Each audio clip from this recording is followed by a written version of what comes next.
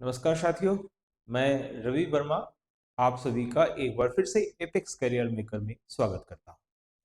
आज हम लोग बीएसएससी के द्वारा आयोजित प्रथम इंटर स्तरीय परीक्षा के चौथे यानी प्रीलिम्स का ये चौथा शिफ्ट था और उसके प्रश्न उत्तर को देखने जा रहे हैं। हमारा उद्देश्य स्पष्ट है कि पूर्व में पूछे गए प्रश्नों को आपके सामने प्रस्तुत किया जाए, साथ ही साथ इन प्रश्नों से आगामी इंटर लेवल परीक्षा जो होने जा रही है 2026 में द्वितीय इंटर लेवल परीक्षा, वहां पे कैसे प्रश्न पूछे जा सकते हैं, इसका एक आइडिया आपको लग सके। पहला सवाल है, बिहार में होम रूल लीग के अध्यक्ष कौन थे? सबसे पहला आपको यह ध्यान में रखना है कि होम रूल लीग जो है वो क्या है। ये बात अगर आपको पता होगा तो आपको राष्ट्रीय स्तर पर एक नाम बाल गंगाधर तिलक का आता है। बाल गंगाधर तिलक, जिसका एक प्रसिद्ध लाइन है बाल गंगाधर तिलक का, स्वराज हमारा जन्म सिद्ध अधिकार है और हम लोग इसे लेकर रहेंगे, है ना। तो ये पूछता भी है 28 अप्रैल 1916, 28 अप्रैल 1916 को ये राष्ट्रीय स्तर पर होम रूल लीग की स्थापना करते हैं। सवाल पूछा बिहार में कौन। इसी तरीके का एक सवाल इंटरमीडिएट लेवल का ही था जिसमें स्वराज दल के बारे में पूछा था कि बिहार में कौन। ठीक है, तो बिहार में मौलाना मजरूल हक, मौलाना मजरूल हक, मौलाना मजरूल हक जो थे वो बिहार में बाल गंगाधर तिलक के द्वारा स्थापित होम रूल लीग के अध्यक्ष थे। ठीक है, मौलाना मजरूल हक। ये बिहार से डायरेक्ट सवाल पूछा। चलते हैं अगला सवाल, राष्ट्रीय इम्यूनोलॉजी संस्थान कहाँ है? इस तरीके के सवाल जो भारत में प्रमुख संस्थानें हैं उनके बारे में भी सवाल पूछा जा रहा है। तो आपको भारत की जो प्रमुख संस्थान है उसके बारे में पढ़कर जाना है। आपको यह विविध खंड का सवाल है। राष्ट्रीय इम्यूनोलॉजी संस्थान नई दिल्ली में है। राष्ट्रीय इम्यूनोलॉजी संस्थान नई दिल्ली में है। विविध खंड से आपको भारत की जो प्रमुख संस्थानें हैं, भारत की प्रमुख संस्थानें, उनको कर कर जाना है।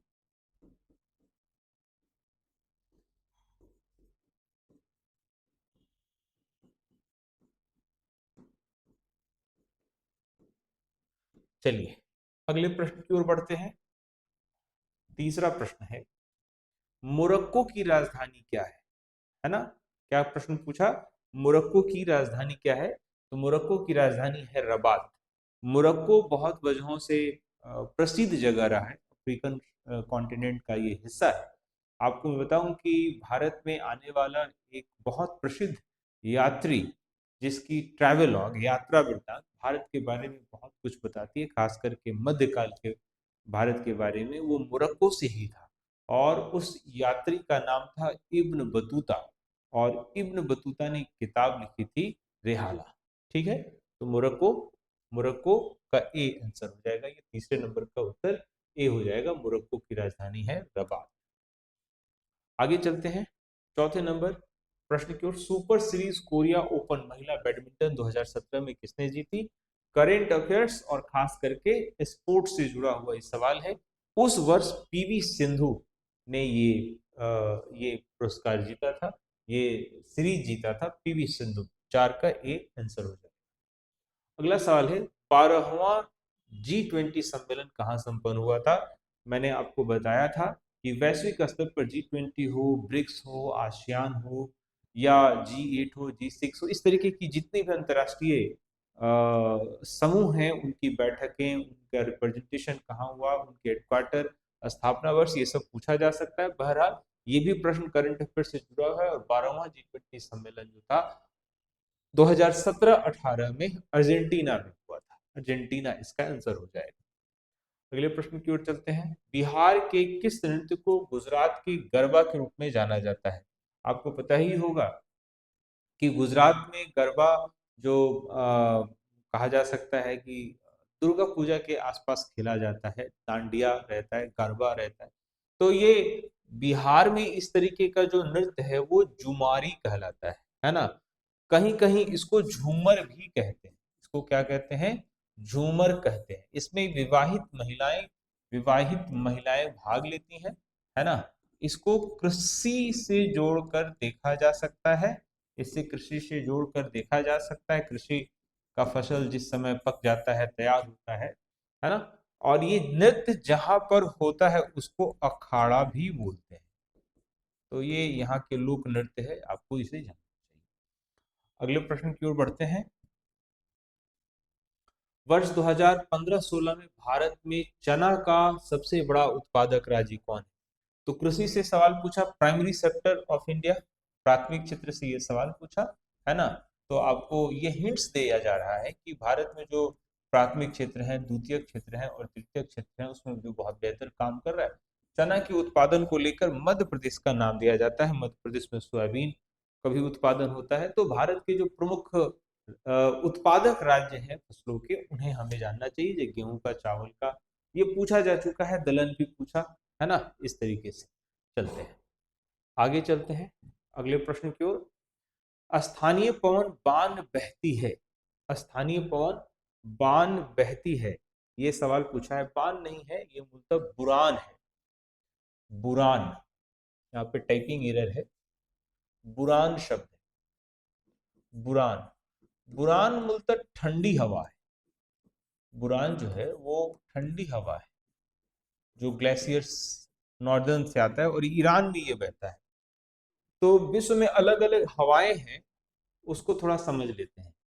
विश्व में जितनी भी हवाएं पाई जाती हैं उनको दो वर्गों में बांटा जा सकता है।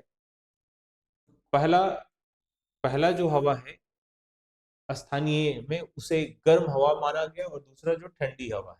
जैसे गर्म हवा में संयुक्त राज्य अमेरिका में चिनूक या कनाडा में, पूरे यूरोप में फॉन, कैलिफोर्निया संयुक्त राज्य अमेरिका के सांता आना में, सहारा रेगिस्तान की तरफ में हरमटन, सहारा रेगिस्तान की ओर से भूमध्य सागर की ओर सिरोको, भारत में जो चलता है लू, और पाकिस्तान, भारत और पाकिस्तान में लू। ये तो बहुत ही हम लोग देखते हैं इसे। ब्लैक रोलर संयुक्त राज्य अमेरिका में, नार्वेस्टर न्यूजीलैंड, है ना। बांग्लादेश में भी चलती हैं, इसे काल बैसाखी कहते हैं, है ना। यामो जापान, ट्रेमोंटन मध्य यूरोप, जोंडा अर्जेंटीना, हबूब दक्षिण सहार, लेस्ट मदिरा, खमसीन ब्रेकफिल्डर, सामल और गिबली। जो सवाल आपसे पूछा था वो था ये बुरान। ये साइबेरिया की अत्यंत सर्द हवा है, जो साइबेरिया से चलता है, ईरान की तरफ आता है। ठीक है। तो इस तरीके से ठंडी हवाओं में पुर्गा, वाइस, लेवेंटर, पैम्प्स, मिस्ट्रल, ब्लिजर्ड, ब्लिजर्ड भी एक बार पूछा जा चुका है, फ्राइगेम, माइस्ट्रो, खाजरी और कोसावा, ये जो सर्बिया में पाए जाते। तो गर्म स्थानीय पवन और ठंडी स्थानीय पवन विश्व के अलग अलग हिस्सों में। बहुत बेसिक सवाल है, बहुत कठिन कंसेप्चुअल कोई हिस्सा नहीं है, बस जानकारी आपको होना चाहिए। यहाँ से सवाल पूछा है तो कभी ब्लिजर्ड पूछ लिया, कभी बुरान पूछ लिया, कभी पुर्गा पूछ लेगा, कभी इधर से कोई गर्म हवाओं के बारे में पूछ लेगा। तो क्या करना है, इसे हम लोगों को याद करना पड़ेगा, बार बार देखना पड़ेगा। अच्छा खासा भी समय है आपके पास, मार्च अप्रैल तक का समय है। मैं उम्मीद करता हूँ इसे एक बार दो बार देख लेने से ये याद। अगले प्रश्न की ओर चलते हैं। प्रश्न पूछा, भारत में कौन सी पंचवर्षीय योजना हैरोल्ड डोमर मॉडल पर आधारित है? मैंने कितनी दफा बताया है कि जब पंचवर्षीय योजनाओं को पढ़ो तो दो तीन ऑब्जेक्टिव के साथ पढ़ना चाहिए। सबसे पहला, वो पंचवर्षीय योजना का टाइमलाइन क्या है।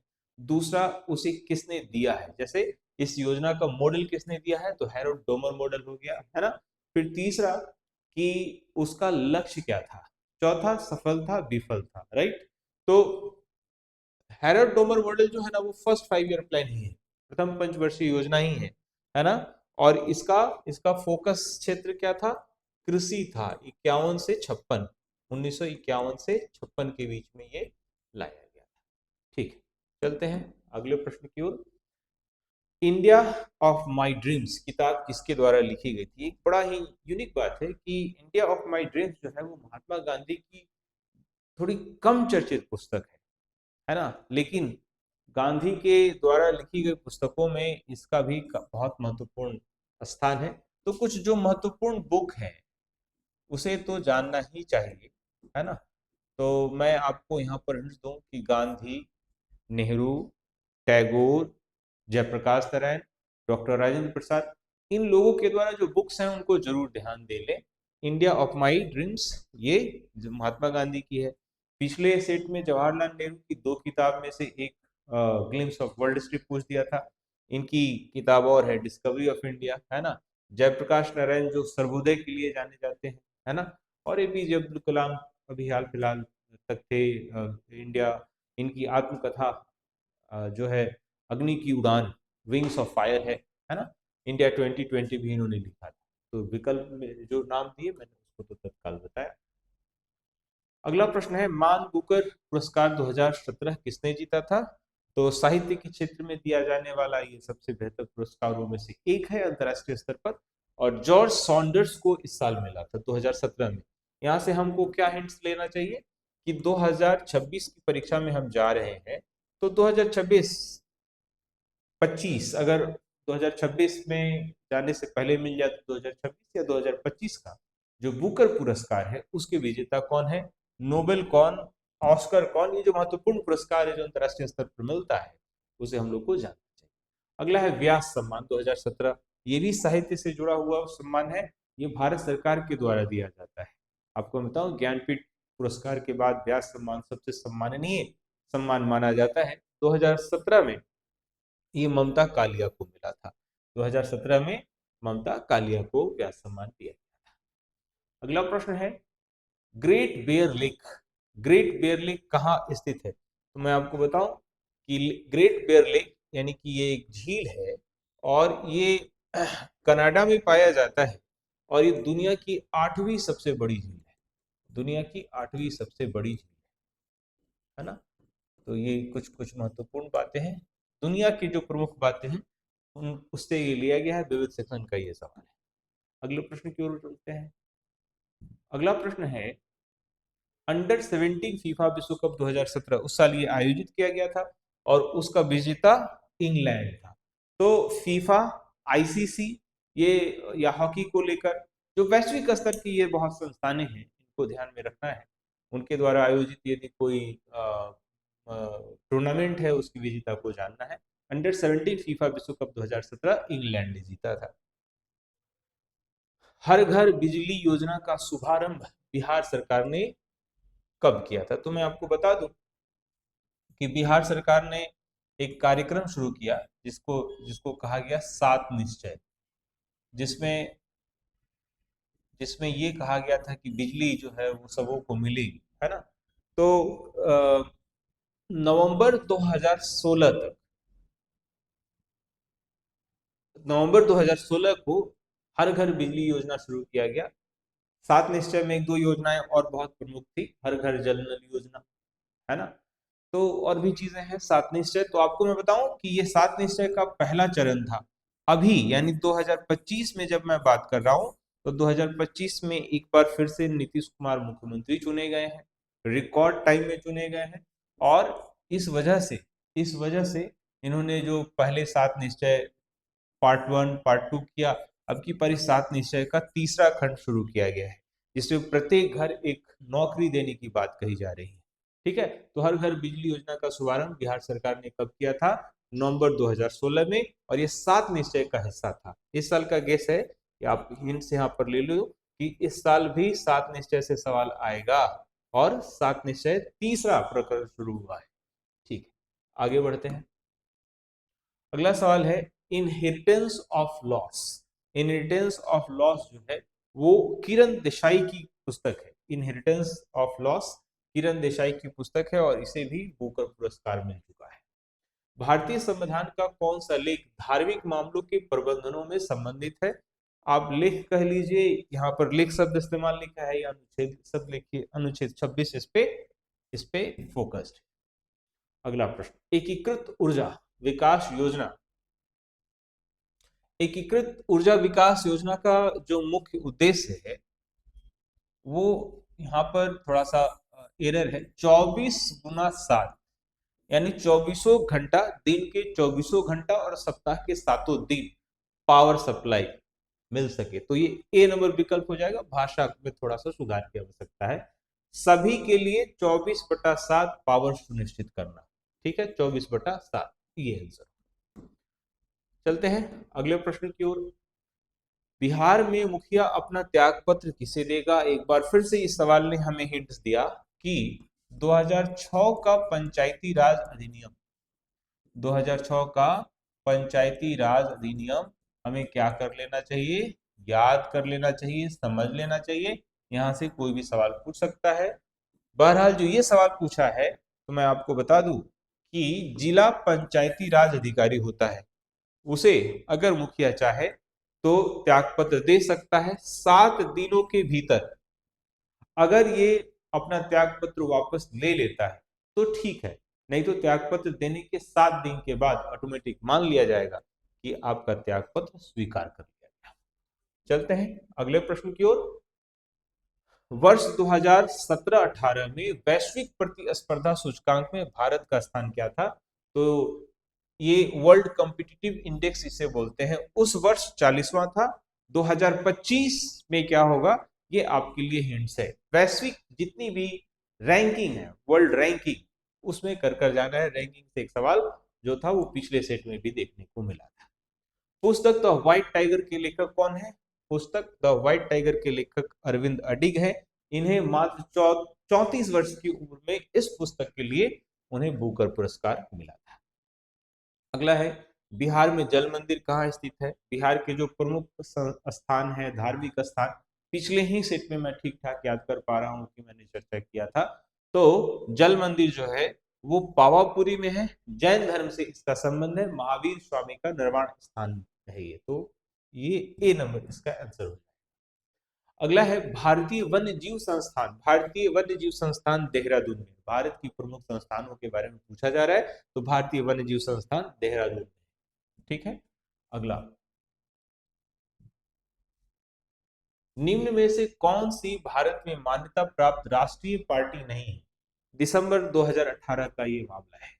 अब तो मामला काफी बदल गया है। 2025 तक, 2025 तक में इस विकल्प के तो एक और नाम हट जाएंगे। यहाँ पर जो ऑल इंडिया तृणमूल कांग्रेस है ये भी हट जाएगा, समाजवादी पार्टी भी हट जाएगा। 2 पार्टियां अभी हैं इस विकल्प में जो राष्ट्रीय पार्टी है। ओवरऑल इस प्रश्न का उत्तर तो उस समय के लिहाज से ये था, लेकिन अब थोड़ा बदल गया है।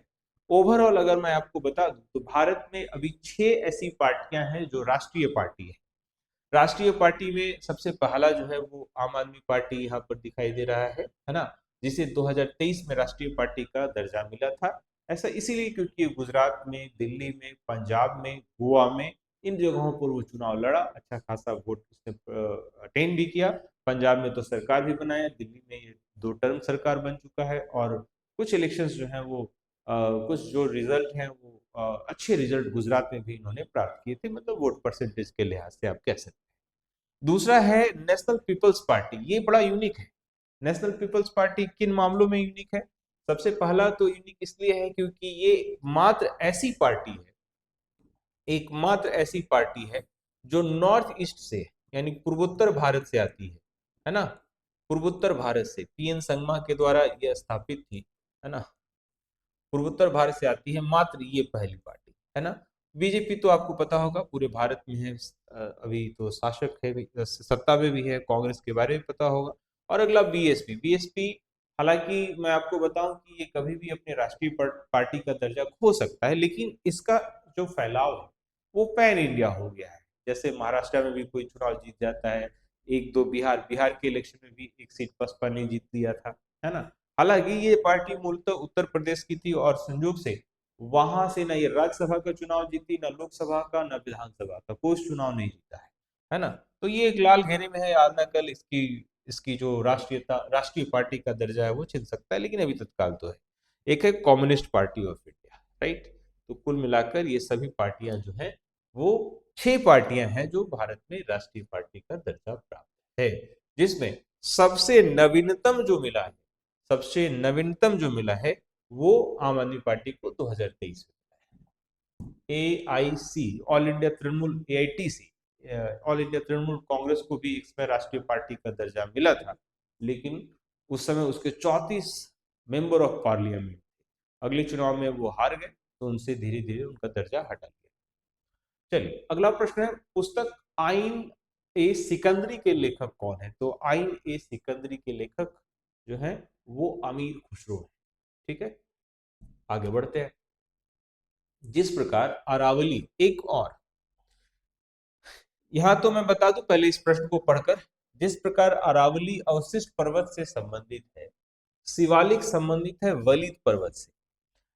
वलित का मतलब होता है कर्व, टकराने के बाद मुड़ना, ये टेक्टोनिक प्लेट्स के टकराने की वजह से ऐसा होता है। मैं आपको बताऊं कि इस साल अरावली न्यूज में है और यहां से सवाल आएगा, ठीक है, यहां से सवाल आएगा, ये ध्यान में रखिए। चलिए आगे चलते हैं। वर्ष 2017 में भौतिकी के लिए नोबेल पुरस्कार किसने जीता? रनर वाइस, बेरी बेरिस तथा किप थॉर्न को दिया गया था। बी नंबर विकल्प इसका उत्तर हो जाएगा। नोबेल, ऑस्कर, बुकर, ये इतने प्रसिद्ध हैं कि रमन मैग्सेसे ये इतने प्रसिद्ध हैं कि यहाँ से सवाल बार बार पूछे जाते रहे। तो जब भी आप एग्जाम देने जाए तो इन नामों को जरूर देख कर जाए, यहाँ से सवाल बनते हैं। आगे अगले प्रश्न की ओर चलते हैं। शिक्षा का अधिकार अधिनियम 2009 लागू हुआ था। ये 2009 में आया जरूर था, लेकिन यह लागू हुआ था अप्रैल 2010 में। ये लागू हुआ था अप्रैल 2010 में। 28 का बी इसका आंसर होता है। आगे चलते हैं। गंभीरा नृत्य है, देखिए गंभीरा जो है, गंभीरा शब्द जो है वो शिव के लिए भी इस्तेमाल किया जाता है। भगवान शंकर के लिए गंभीरा जो शब्द है वो शिव के लिए इस्तेमाल किया जाता है, ठीक है। तो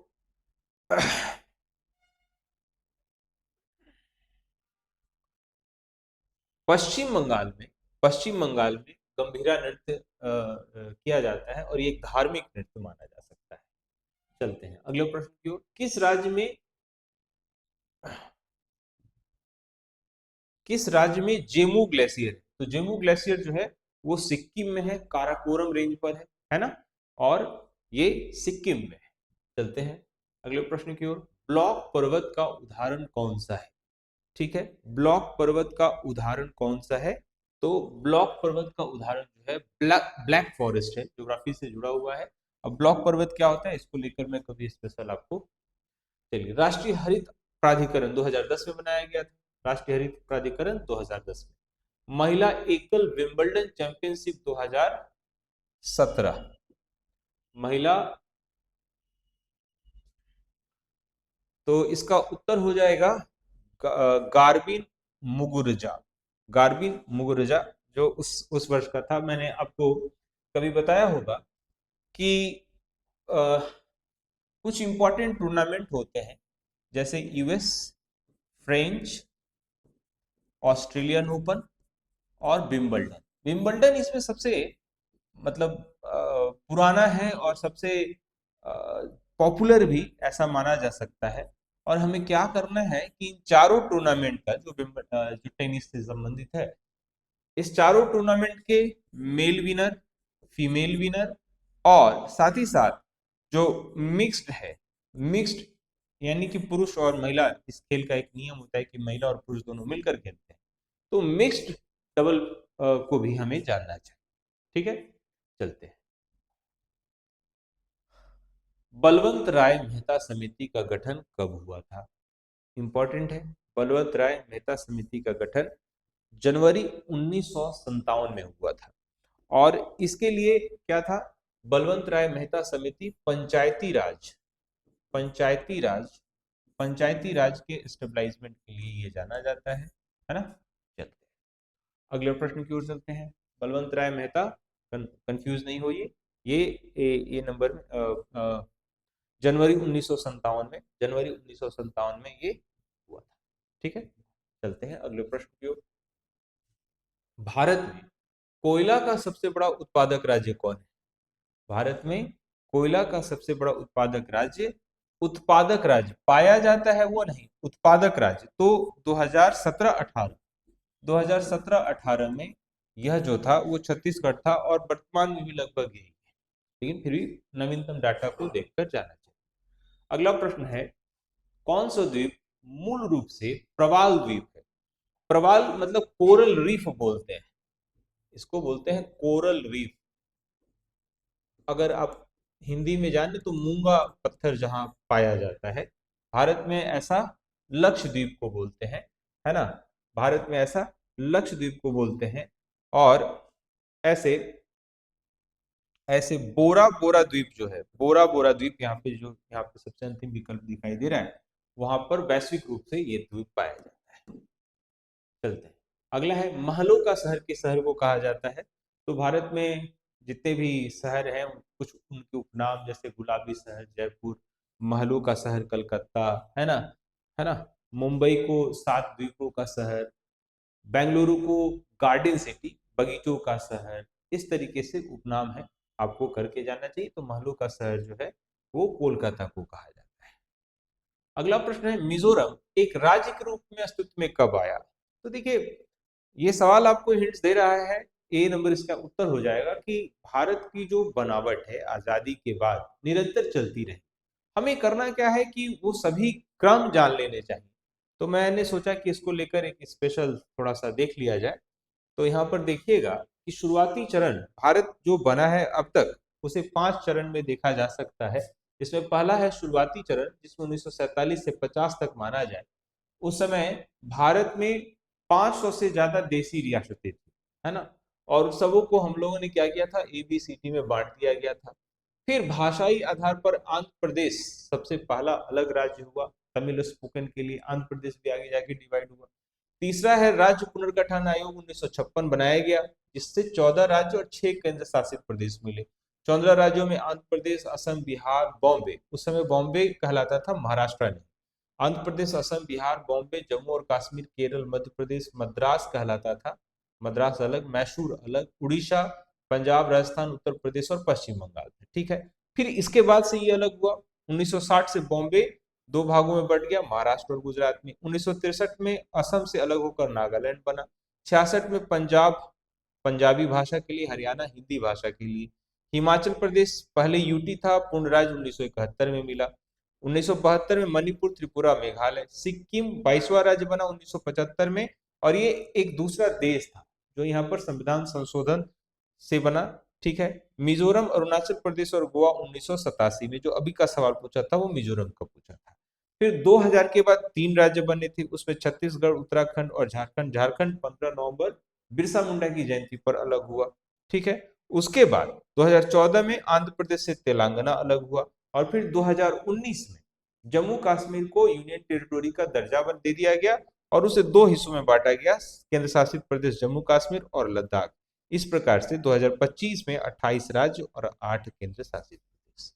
तो ये जो पांचों चरण है ध्यान में रखना चाहिए, यहाँ से सवाल आता रहा है, तो हो सकता है कि आने वाले दिनों में आ भी जाए। आगे चलते हैं, राष्ट्रीय ग्रामीण आजीविका मिशन की शुरुआत किस स्थान से की गई थी? ये बड़ा ही प्यारा सवाल पूछा गया। केंद्र स्तर पर ये एक प्रोग्राम उठाया गया था, जो ओडिशा में काली हांडी एक जगह है, वहां से राष्ट्रीय ग्रामीण आजीविका मिशन की शुरुआत की गई थी, काली हांडी ओडिशा में। ठीक है, आगे बढ़ते हैं। सरस्वती सम्मान 2016 से किसे सम्मानित किया गया? साहित्य के क्षेत्र में दिया जाने वाला बिरला फाउंडेशन के द्वारा यह पुरस्कार दिया जाता है। सरस्वती सम्मान के पहले विजेता जो थे वो हरिवंश राय बच्चन थे। सवाल पूछा 2016 के 2016 के परिप्रेक्ष्य में पूछा था, तो महाबलेश्वर शैल को 2016 में सरस्वती सम्मान दिया गया था। साहित्य के क्षेत्र में यह सम्मान दिया जाता है। आगे चलते हैं, भारत में नेशनल मल्टी कमोडिटी एक्सचेंज का मुख्यालय कहाँ है?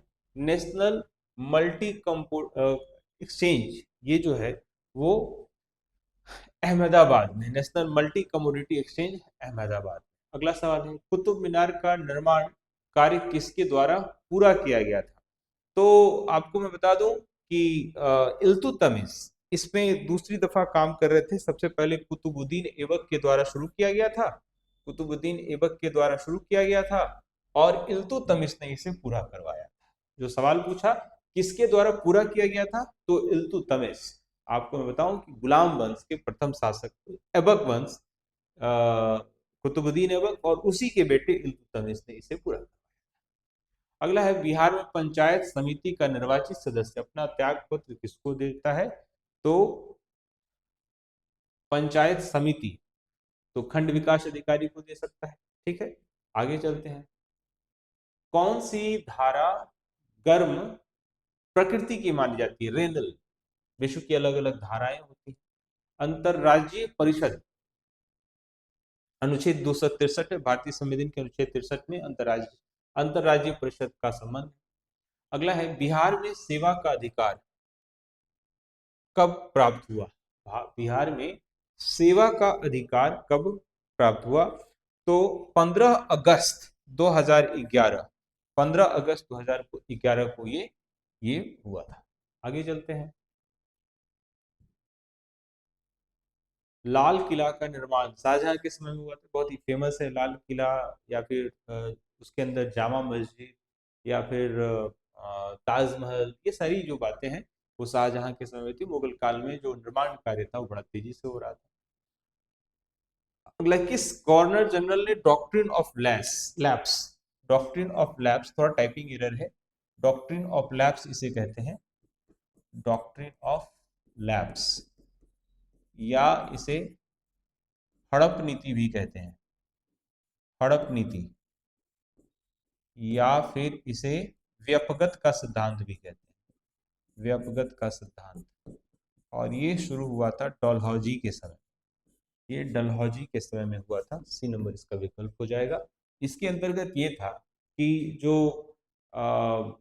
अंग्रेजों के समय में बहुत सारे राजाओं ने क्या किया था, समझौता किया था, और उन्हें एक पेंशन राशि दी जाती थी। बाद में अंग्रेजों ने यह नियम में बदलाव किया कि जो भी राजा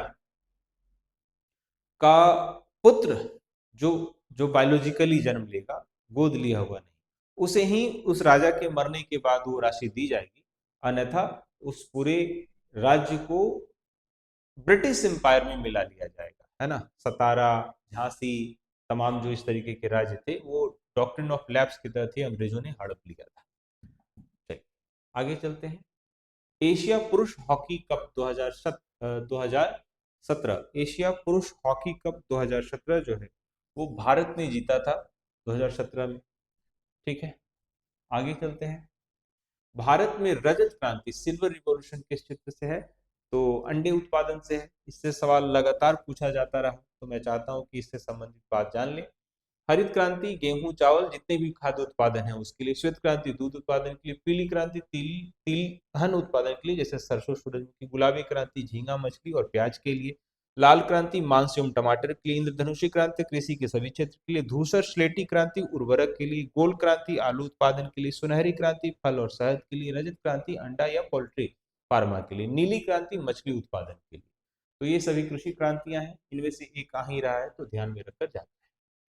अगला चलते हैं। बीएससी ग्रीन एक्स कब शुरू किया गया था? बीएससी ग्रीन एक्स कब शुरू किया गया था? तो 22 फरवरी 2012 को, 22 फरवरी 2012 को शुरू किया गया था ब्लॉक। ठीक है, कानून द्वारा स्थापित प्रक्रिया लिया गया है जापान से।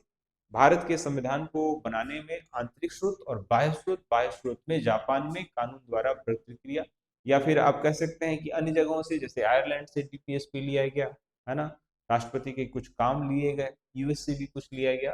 कानून द्वारा स्थापित प्रक्रिया जो है वो जापान से संबंधित है। आगे चलते हैं।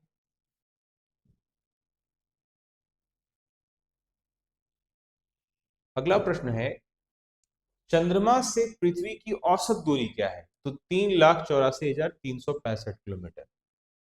यहाँ से कुछ कुछ प्रश्न बनता है, जैसे चंद्रमा से गुरुत्वाकर्षण वाला सवाल पूछता है कि अगर पृथ्वी पर भार 1 ग्राम है तो चंद्रमा पर 1/6 ग्राम होता है। इस पर बेस्ट एक सवाल पूछ लेगा, कोई न्यूमेरिकल दे देगा कि यहाँ पे पृथ्वी पर वजन अगर 60 किलो है तो वहां पे कितना कितना महसूस होगा।